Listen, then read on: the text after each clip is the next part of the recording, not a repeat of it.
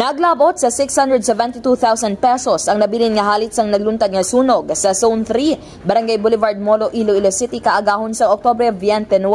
Base sa inisyal nga investigasyon sang City Fire Station, alas 11:59 na report na nasambit nga sunog kung sariin naglabot ini sa second alarm. Dugang pa nga ang mga tag-iya sang mga balay nga total damage amo ang masunod. Ferdinand Hosal, Ronnie Hosal, Ronaldin Hosal, Cecil Ernesto Caglaurin, Tayongtong. Samtang partially damaged naman amo ang masunod Rodi Rosal kag Seth Torion. Yara naman sa duwa ang nakaangkon sang third degree burn nga amo sa Roji Husal, 29 anyos kag bata sini nga si alias J, 2 ka tuig ang pangidaron. Sa karon, base pa sa Bureau of Fire Protection o kon Iloilo City Fire Station nga electrical in nature ang gintunaan sang sunog.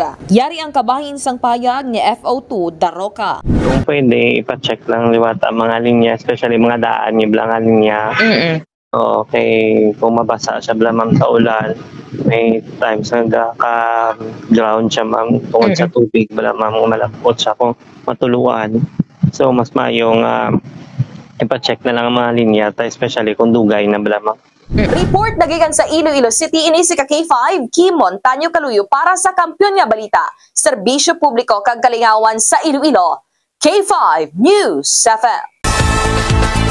Ang ining nga balita ang ginadulong sa inyo sang DTX Coffee Mix. Himo sa natural nga sangkap pareho sang amarkuso, chia seeds, sugared cane extract powder. DTX Coffee Mix. Nakakapi ka na, naka-detox ka pa. DTX Coffee Mix. Mabakal sa mga butika.